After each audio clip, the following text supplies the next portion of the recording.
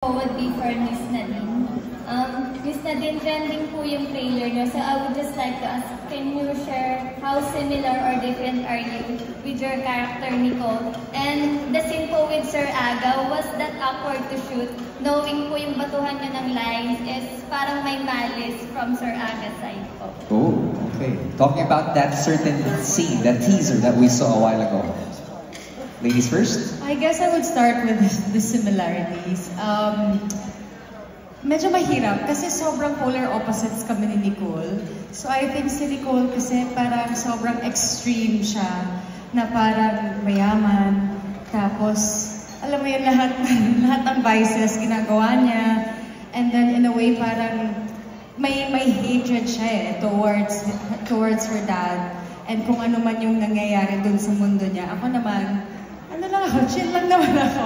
I'm okay with everything. Also, my relationship with my dad is not exactly the same. Pero ang similarity namin siguro ni Nicole, I would say, is parehas kaming palaban. That scene actually was really funny kasi every time after ng eksena, naalala ko merong mga adlibs si Kuya Aga na, as in paglabas ko ng pintuan after the scene, tawa ko ng tawa. I don't know if it's gonna be in the scene or in the film, pero iba yung pakiramdam na maka-eksena ko si Kuya Aga. Medyo, hindi naman siya awkward. Parang I think if ever, if anything, mas natuwa ako na itawid namin yung eksena ng gano'n. Pero I would say na medyo, you know, when you watch the trailer, parang medyo triggering siya in a way. I guess nakakatawa lang kasi knowing Kuya Aga, even in a short while, sobrang layo din ng personality niya kay Billy. Thank you. Wow. Thank you. That's paano mo pinaghandaan yung mga intense scenes niyo ni Ate V, tsaka ni Aga? I mean, yung mga bardagulan na eksena ninyo sa pelikula. Paano pinaghandaan?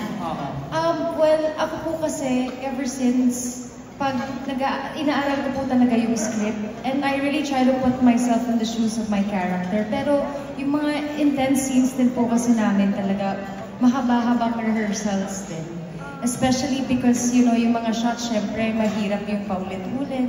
So, I think, yun, a lot of rehearsing and ako inaaral ko po talaga siya. Yeah, mahilig po kasi ako mag-imagine, and I think one of the skills that I have is I easily put myself in the shoes of my character. So kahit hindi ko napagdaanan or wala akong experience sa isang bagay na napagdaanan ng character ko, I'm able to parang nararamdaman ko rin siya. Yun. Thank you. Thank you, Irvin. Up next, let's... Uninvited. For Direct Dan po, I would just like to know, how do you work with your actors to create the best performances, and what techniques do you use to ensure a film is cohesive and flows well throughout the story? Mahaba yung ano dyan. Candidate number one. First, nag-send ako ng notes sa mga actors, character nila, yung background. Tapos pati zodiac sign doon. Baka lang may idea yung actors, ano ba yung character niya, bukod sa interpretation ng script. Tapos, nakakatuwa din sila din, nag-send siya ng version niya nung talagang, kubad, i-imagine niya talaga yung character niya, paano papasok sa eksena, paano lalabas. So ganun, on set kasi, since nag-usap na kami before, parang hindi naman ako masyadong ma-edit na on set. Ayun. Pero, ayun, mahaba yung sagot, sorry. So, yun lang. Basta, you really have to work closely with your actors. Para nagkakaintindihan kayo, you're looking at the same direction. Thank you. Thank you. Next we have... Another question po for Miss Vilma Santos naman po. Okay. Miss Vilma Santos, when you had the talk po in UST, I remember you saying that you would only accept roles with substance, and you're not retiring from acting, but you will be selected when it comes to the roles that you will say yes to. So, may pressure po ba on your side to accept this role, knowing that you were Best Actress last year in the MMFF? Oh, yeah, that's very true. Kasi at this point in time of my career, ang hirap na akong humanap ng isang role na babagay sa edad ko at yung role that will challenge me. Kasi sa more than 62 years in the industry, parang ang pakiramdam ko, ang dami ko na rin nagawang iba't ibang klaseng character. And yung iba pa ulit-ulit na. So itong status ko ngayon, parang sabi ko, I don't want to do a movie para sabihin nila na meron lang akong ginawang pelikula. Kung meron man akong gagawing pelikula, I will make sure, at this point in time of my career and my age, I will make sure that I will do a movie that I think can still challenge me. And itong Uninvited at yung role ko, palagay ko kahit paano na-challenge ako. Kaya nandito yung movie naming Uninvited. I don't think about winning the Best Actress last year sa MMFF. Miski when we were meeting about this movie, ang gusto ko lang, makagawa kami ng isang magandang movie na kaya namin ipagmalaki lahat. Yun ang nasa isip namin. Thank you. Thank you. All right. Medyo nawinang ako sa trailer kasi hindi ako sanay na nakikita ko ng masamang tao. Pero gaano kahirap o kadali for you to accept this role? And gaano siya kadark? Gaano kahirap? O kadali? To accept? Kahirap? Hindi, with all honesty and all humility, hindi po siya mahirap gawin pag ang kasama mo, puro magagaling. It was really an experience para sa akin.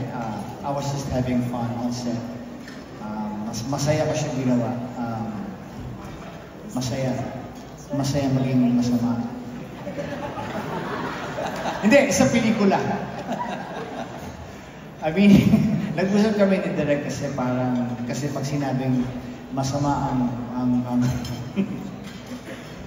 yun na po yun. Sa pelikula. Pinag-usapan namin na kung naman tayong gumawa ng masama, typical, alam mo na, masama ka lang. Maganda rin yung, kahit yung masamang, magsarap din yung masamang minamahal ka din. Okay ba yan? Masarap din yung masama ka, pero minamahal ka. Yan po ang ginawa namin dito. But really, masaya ko gawin talaga with Direk Dan Villegas. First time ko rin siya makatrabaho. Very open siya sa lahat ng kung anong gusto namin gawin. And then, in all honesty, again also, I have to say this, I've worked with Vilma already, twice. Pabibigat yung ginawa namin pelikula. Si Nadine also, yung first time ko siya nakasama rito. Walang warm-up, no? Walang warm-up. Basta nakita kami sa set, shoot kami, mabigat ka agad yung eksena namin. Pero nag-enjoy kami, no? Masaya. Masayang gawin talaga. Lahat masaya. Parati ako masayang umuwi. Nakangiti ako parati dahil sa role na ginawa ko rito. So let's see. Kaya excited din ako kung mapanood po din yung lahat. Hindi lang po ako. Meron lang po akong gustong sabihin. Gusto kong pakilala po. Nagulat talaga ako nakasama siya rito. Kaya tinanong ko rito si Ketchup Eusebio. Nagulat talaga ako. Sabi si Ketchup kasama mo rito. Talaga? Hindi pwedeng hindi mo gawin itong pelikula ito. Tapos si Gio Alvarez, sinabi nandiyan din.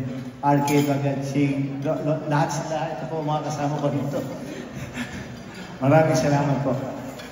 Thank you for the question. Sabi ko sa inyo Si Ketchup talaga. Ang sakit ng balikat ni Ketchup ngayon kasi feeling na buhat niya. Yung pressure niya dito, buhat-buhat itong pelikulang to. Nakaganon pa si Ketchup kanina pa I can feel it, brother. Thank you. Pero feel natin yung presence, of course. Thank you for the question.